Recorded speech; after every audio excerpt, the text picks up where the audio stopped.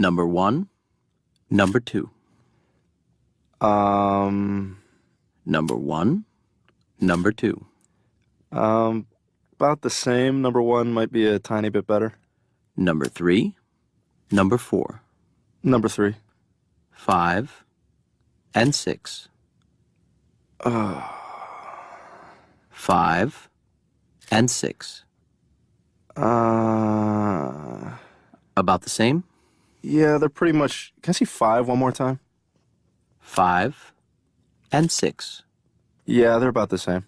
If you can help us choose picture 5 or 6, we're coming up with an S2000 t-shirt for the LHT store. Let us know which you prefer.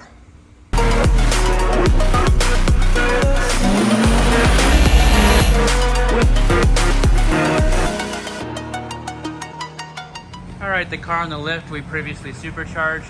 It's done a little bit more work, changed the wheels, added a couple things here and there, but we're gonna do brakes today. We're doing a really big brake kit in the front. We're upgrading the rear pads and rotors. I already took one wheel off, you can see it there, but we're doing the Stop Tech kit. Got one caliper here out already. This thing is huge. So that's what we're doing. Little Stop Tech brake kit in the front, some pads and rotors in the rear. Ooh. Came out? Yeah, look at that. Oh, you got a little flathead in there. Now, whether it comes to the next one, I don't know. Well, let's do it real time so we can watch it not work this time. Watch it slip and going through my finger. No, I just broke it. Broke it. And the big brake kit is on. The problem is the big brake kit and the carbon back plate doesn't work together. It's like choose which one you want to use. That's designed to work with the factory rotor, and this is designed for you to take the whole thing off. So this had to be trimmed, that way we can still make it work. Brake is on. These were very, very rusted and some of them were disappeared. We don't have a scoop for the front. And now this is a pretty popular bumper and I don't remember the name. First off, I want to thank you guys for that card. Thank you so much. I'm holding this now, trying to remember to say that. I don't know if somebody makes a scoop for that, but obviously unless you have some fiberglass skills, building that out of aluminum would be pretty tricky. So I don't want to do that and charge for that. They did supply back rotors. I've already put the back rotor on, and they did supply this cool little scoop right here that replaces that little plastic louver piece, and it turns it into a scoop. Now, this is 2.5. They brought 3-inch hose, and they didn't bring a backing plate for here. So we put a tube in right there, welded that in and painted the front side of it. That way, if they get some 2.5-inch tube, that can be routed. I keep telling everybody how much clearance these MITA wheels have. I can still keep telling everybody how much clearance these MITA wheels have. Just clear, isn't it? It is. It fits though. Yep. Very cool. It looks good too. That does look good. You really need some kind of 3D printed scoop or a fiberglass scoop to fit this bumper.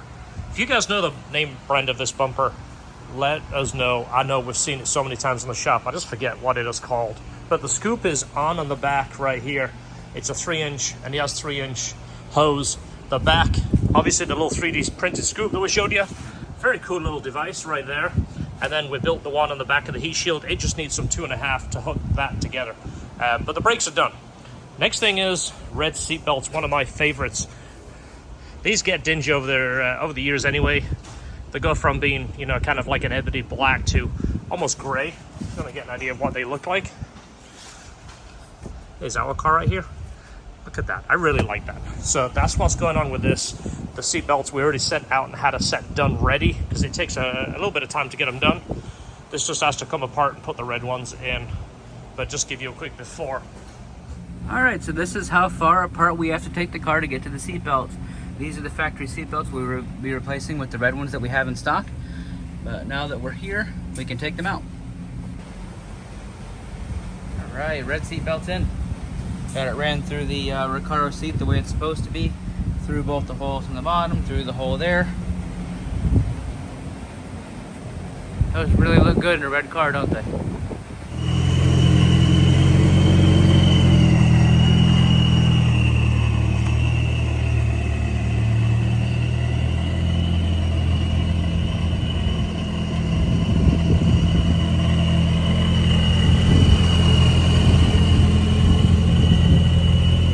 here mainly for a clutch and then go over his list. He has an oil leak here. The whole engine bay is pretty dirty, so we're going to wash the engine bay. And then he wants us to do coilovers, put it close to the stock height. Right now it's on the lift, so that is not the stock height, obviously. But we can adjust it to wherever he wants it. Go over the fluids. Make sure that that is the only leak. I see somebody's put a new VTEC solenoid on there, so hopefully that is the only issue. And then we'll look at it on the bottom side once it goes up in the air. This is what it looks like. I just removed the shifter. Look how dry everything looks. The foam is disintegrated. I think I'm going to hit this customer up and ask him if he wants to do the shifter rebuild while we're in here. It definitely makes sense. This piece wasn't even clipped down. It was just bouncing around. As you see, the rubber is torn and the clip is broken, so it's not going to stay down and secured. The wheels are BC forged. Actually a good looking wheel. They got the nice pockets in there, very thin spoke. So these wheel locks, let me tell you what this system is. So this is essentially like a dress-up cap that screws over the lug. You have a plastic tool. Let me show you. This is the brand. So you remove this plastic tool. This fits that little cap right here. And you use this so you don't scratch the anodizing. So this is like a plastic, like nylon material. So once you take those caps off, then you use these two separate tools right here. One of them is a hex. It looks close to a 19, but it's just a slim socket. And then the other one is the lock right here. One thing I can say is these lug nuts are pretty good quality because they were unbelievably tight. Somebody used an impact to put these on. I had to use a 3-foot breaker bar to get these off. I was afraid that I was going to damage something. So I can say the lug nuts are actually pretty good quality, that they stood up to that abuse, someone putting an impact on there.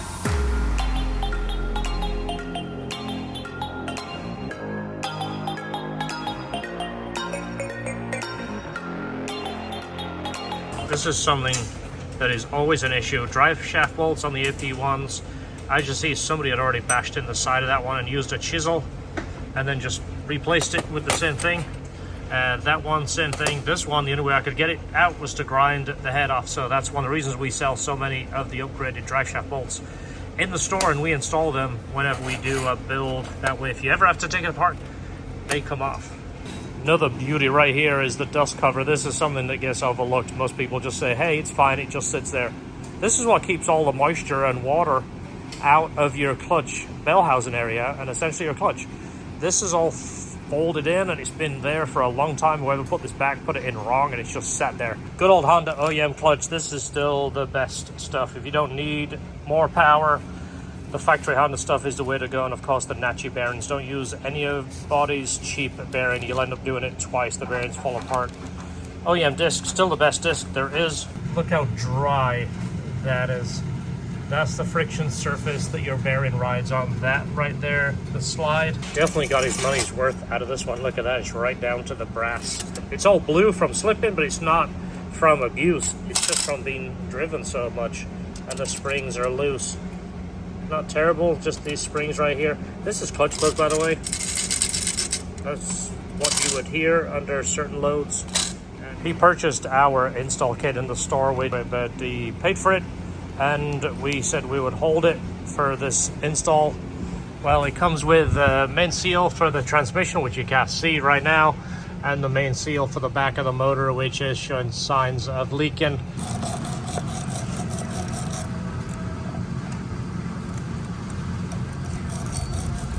The new one is perfect, but you see the bumps on the old one.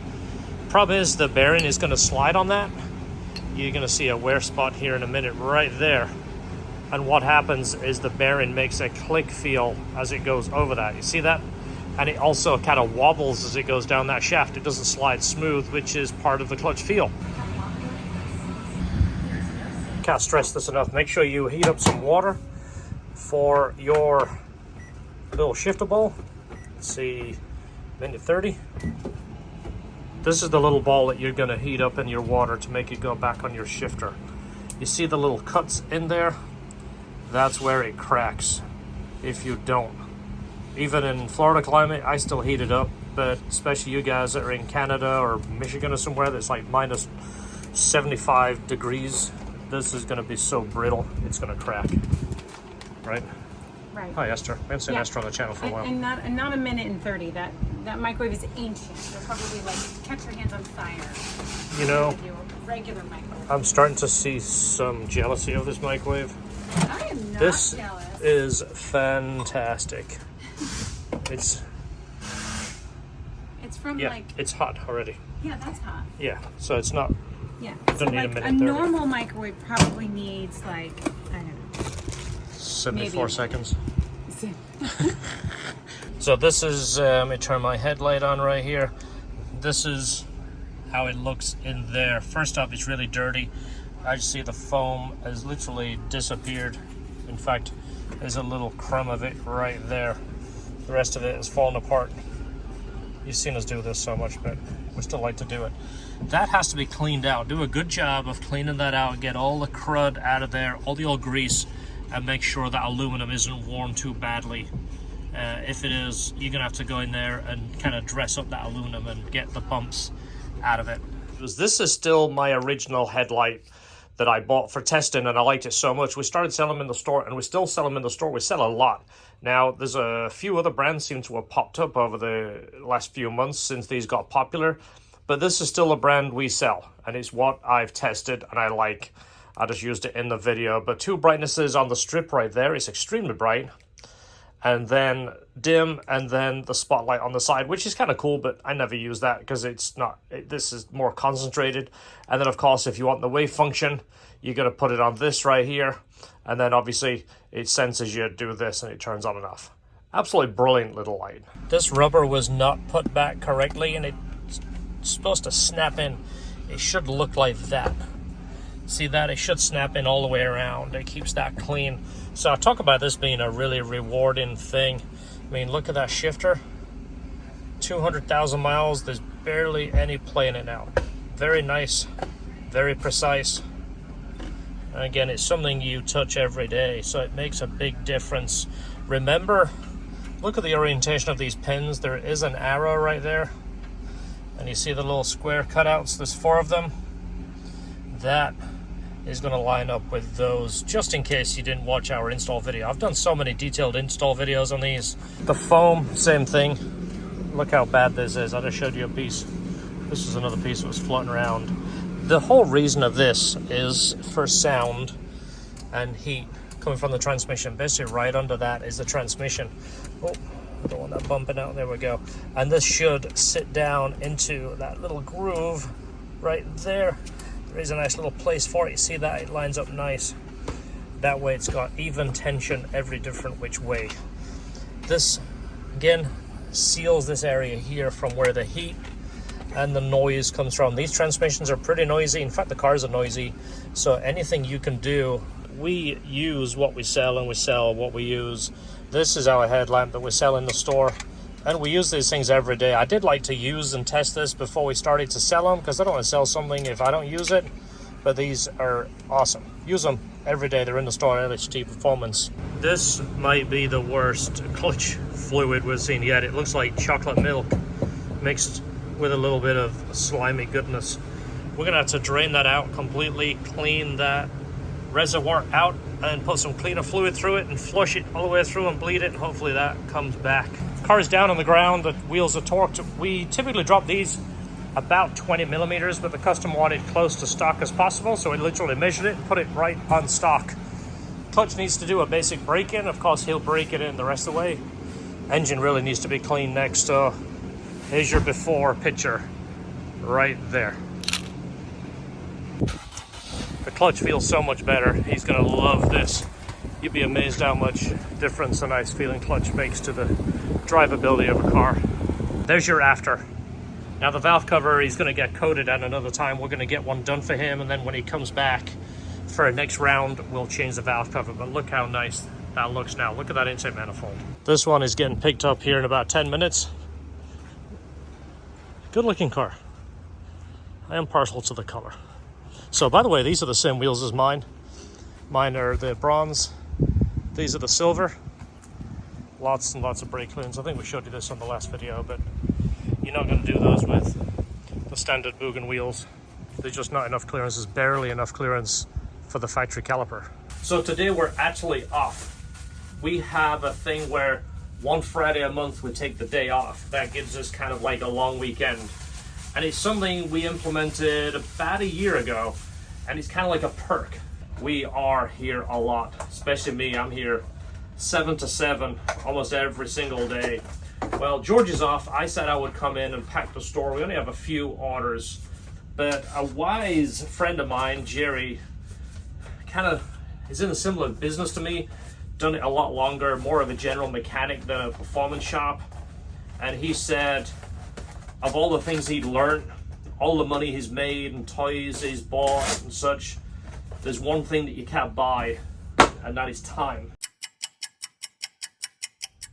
All right, Chris, you're the last order of the day. I put in a little keyring there for you and an LHT koozie. So thank you so much for your order. Actually, it's not bad because Esther did most of them before she went home last night. There's a few that came in.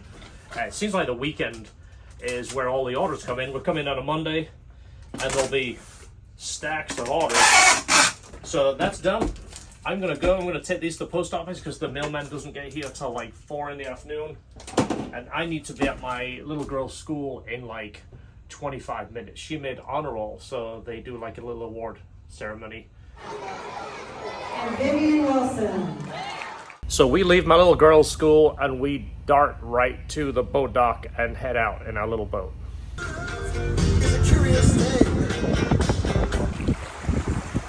Here we are, First Date Island. 1994, the first date I took my wife on was to this island, hence First Date Island. And we'd rediscovered it again about 2 years ago and sat on the island and realized, hey, this is where we had our first date. Perfect dock, perfect little cove. So often when we get a day off, we will go to this island, we'll have a little picnic. It's a cheap date, but it's something to remind ourselves why we still love each other and work so hard and spend time with each other. So hope you enjoyed the video. See you on the next video. Don't forget, enjoy your cards.